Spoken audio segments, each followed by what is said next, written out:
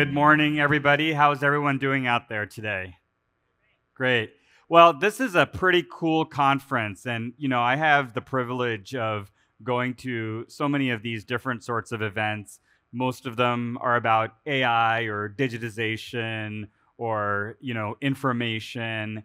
And what's really amazing about this event is that I think we stand at a very interesting time in history where you look at the power of microcomputing and if anybody's been following all of the chip stocks that out there and the rise of Nvidia, really the packed power that now goes into microcomputing and the ability to do so many things on the edge is such a powerful concept. And this is something I've been actually following since the early 2000s. IoT technologies, edge technologies, interacting with sensors, it isn't like a new thing, right? So you go back all the way to Xerox Park, 20, 30 years ago, and you have, esteemed leaders like Mark Weiser who talked about pervasive computing and this notion that computing is all around us and interacting with us in real time. The only thing is that back then we didn't have the connectivity, we didn't have the power at the edge, we didn't have the algorithms, we didn't have the cloud.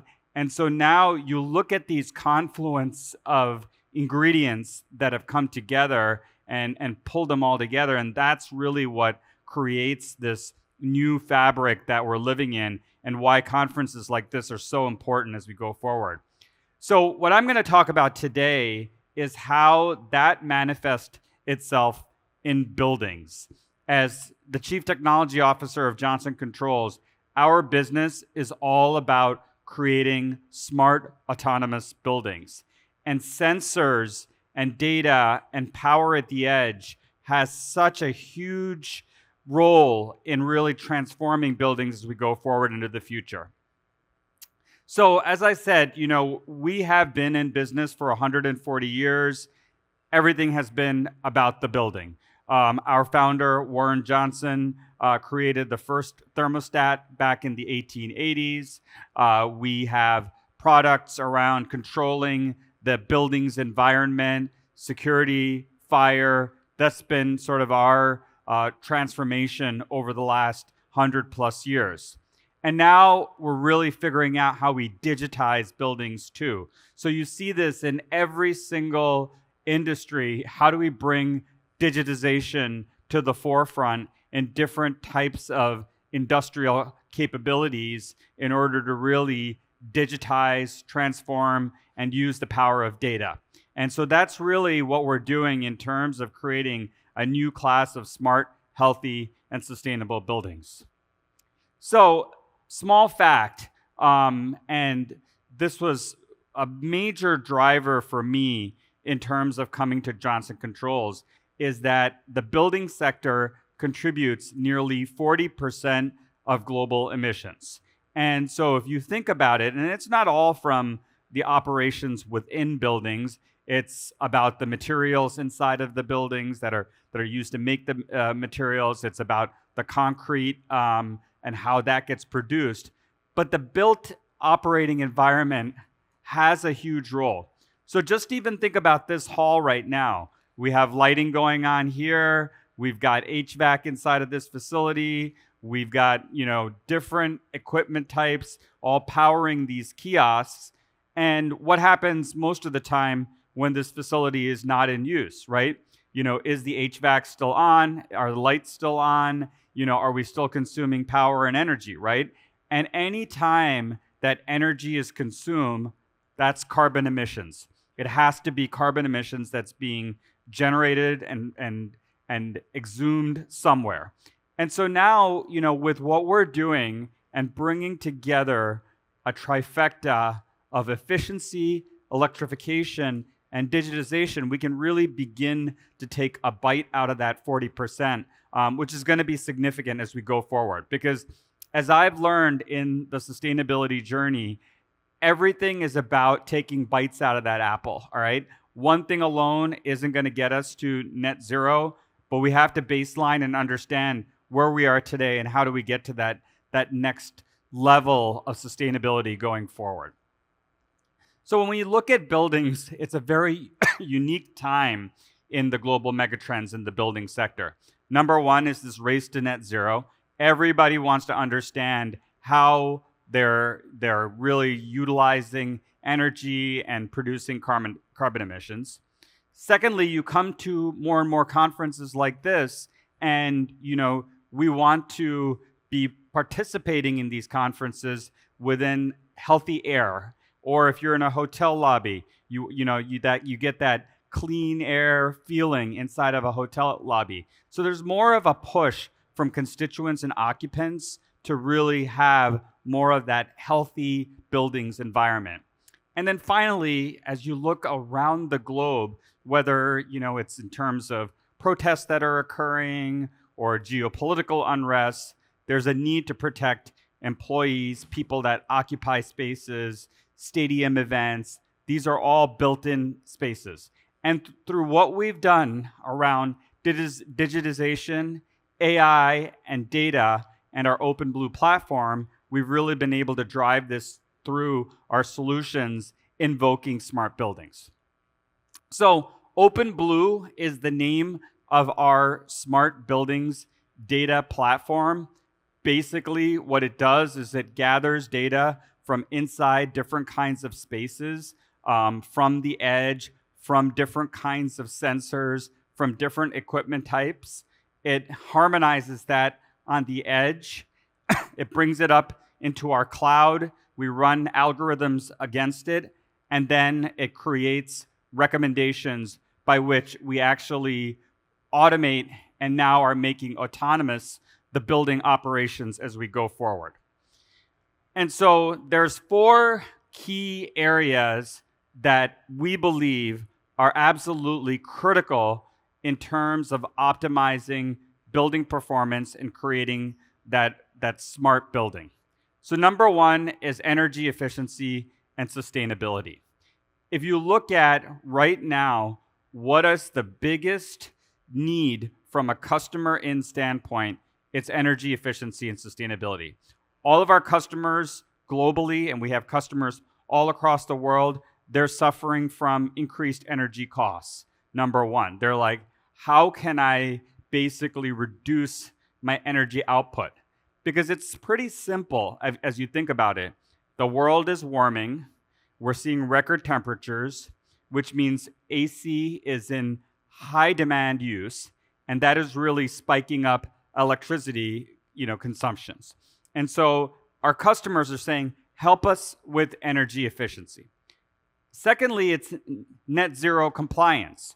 Most companies are starting to lay out 2030, 2040, 2050 net zero compliance plans. Most of them don't even know what their baseline is. What is my scope 1 emission across my portfolio of buildings? What's my scope 2 emissions? How, if I'm running my energy at a high clip, right, am I meeting that plan? Microsoft, in fact, just announced that because of their data center growth with generative AI, they were about 30% behind the plan that they had set back in 2020 for net zero, compliance. Most companies are not Microsoft. They don't even know where they stand. So we help companies gather the data to baseline and then optimize their net zero emissions. The next really big area of focus is real estate optimizations. And this is where sensors have a huge role. So if you think about the new world within which we operate, the hybrid world, the remote world, everybody's basically, almost nomadic at times, going all over the planet and working from wherever. Most companies are coming into a period right now where there's $500 billion of corporate real estate leases that are coming up for renewal over the next 10 years. Think about the staggering amount that is, $500 billion. And so to understand how space is being used with sensors in conference rooms, patterns of daily utilization and things like that, how does that all come together so that we can understand over time how these spaces are being used and really advise companies on how to optimize that. Sensors are at the center of all of that. Operational equipment efficiency and equipment optimization.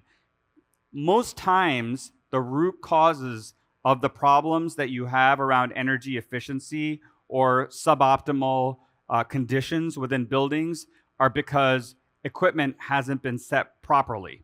And so through our AI and our fault detection, we're able to really recommend how to optimize the buildings.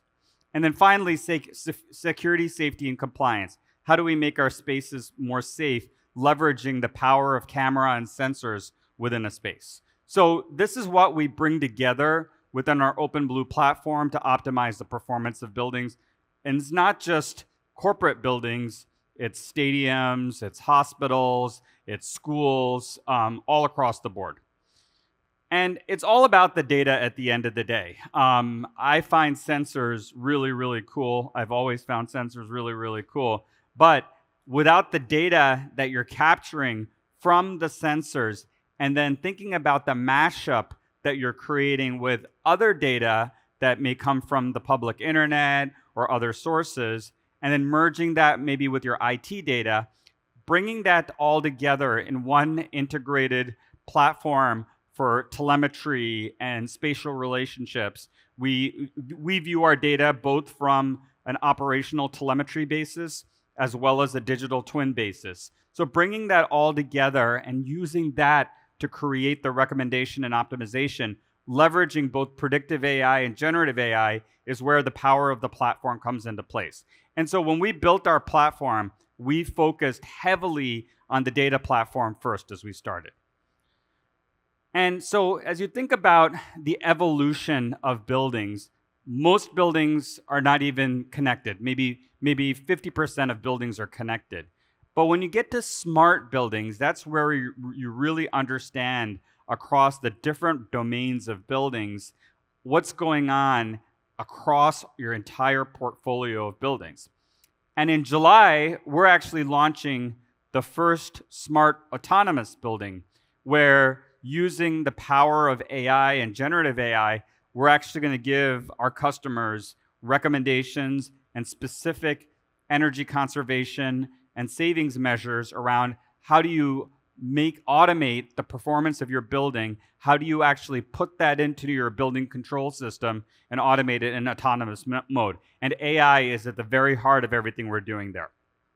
So as you look across those 4 key areas of focus, AI is something that has been central to everything that we've done. So whether it's around energy prediction or water use prediction, how do you optimize your central utility plant? How do you predict what the occupancy is going to be in a certain space? We have one customer who needs to know that because they actually pay their cleaning service on a per desk basis. And by knowing who's going to be occupying a space, they can consolidate people on certain days of the week so they don't have to pay the specific cleaning charges. Now that's pretty powerful.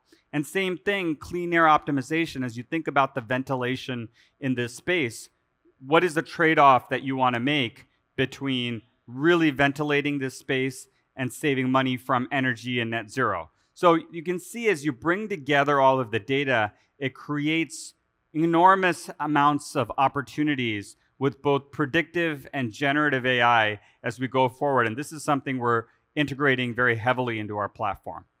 So a couple of use cases before I close out here. One is probably the use case that everybody wants to hear about is energy prediction.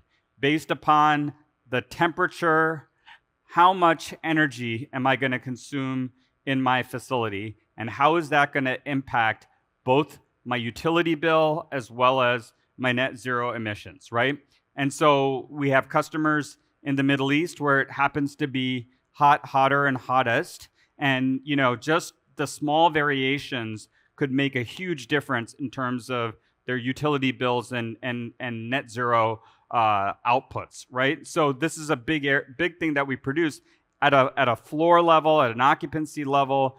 How do we vary all of the different conditions in the building to optimize energy? The second one is what we just talked about, is the autonomous closed loop control, so that we can actually make recommendations to you using autonomous AI to say, hey, this space looks like it's not going to be really much used next Monday, right?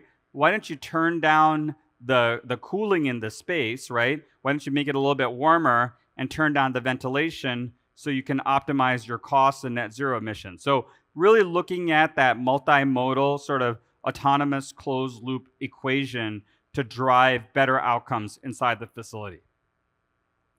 Now, this is super cool because, I think as everybody has read, in the news, everything is about generative AI these days, right? And I think there is still a little bit of hype.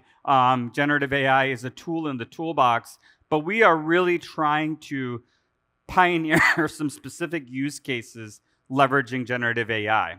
And so here's a great example of our facility in Cork, Ireland, where there's local laws in New York City. If you live in New York City, there's local law 97, which has very specific guidelines around what your emissions can be from certain equipment type. So what we do here is we get the data. So we use traditional predictive AI and machine learning. Then we bring in the local law data through an LLM, and then we actually use that to guide in text and give recommendations and observations to the building owner using the power of generative AI. Hey, this particular building, facility 3, is expected to exceed the energy limits for the month. And then let's take a specific conservation measure, right, and summarize the benefits and the penalties that you may incur. And then let's actually create a recommendation that can invoke that particular action. So that's pretty powerful around how you can use the combination of generative AI and predictive AI to create better outcomes at the end of the day. Here's another one that's very prevalent in industrial environments, which is worker safety, right? So looking at PPE, using your cameras, detecting who's using the proper equipment and not to prevent fatalities. We have a zero harm environment at Johnson Controls, and by using this solution, we're actually able to produce real-time alerts around where specific sites may be out of compliance. Here's another one where there's so many people who are interested in utilization narratives, right? But rather than looking at just the utilization data, we actually have launched a generative AI solution where you can, ask this data questions. What's my highest day of the week where people are coming into the office? Which floor are people sitting on? Which office has the highest utilization? So you can do that using straightforward, easy to use language. So you can see, and this is just the tip of the iceberg, we have an AI council that we formed. We're generating a lot of use cases. We're really trying to bring the data together to create value on behalf of the customers in specific areas. But it's also really important that we look to manage the risks. So we've built our own AI as a service platform. We've kept the human in the loop to make sure that they're comfortable. We're not putting our data out into generally available LLMs, but we're actually using what's called the retrieval augmented generation pattern, or RAG, to generate a lot of our generative AI results. But risk management is something that we take very seriously in everything that we do with AI and really in support of all of these different use cases. So it's important that we balance the power and the potential of AI with the risk mitigation and put the right guardrails around that as well. So in summary, digitization and AI are the future, leveraging the power of all the sensors that are being shared today. Everybody should be thinking about AI and generative AI and what are the problems that you're specifically trying to solve. And the capabilities are evolving so rapidly. So it's a very exciting time for all of us who are in the IoT space. I feel like this is kind of like our coming out party with the power on the edge, the data, the AI, the connectivity all come together. Buckle up. It's going to be a wild 10 years, and we're all only seeing the beginnings of all of these capabilities coming together. So thank you very much, and look forward to interacting more throughout the course of the conference.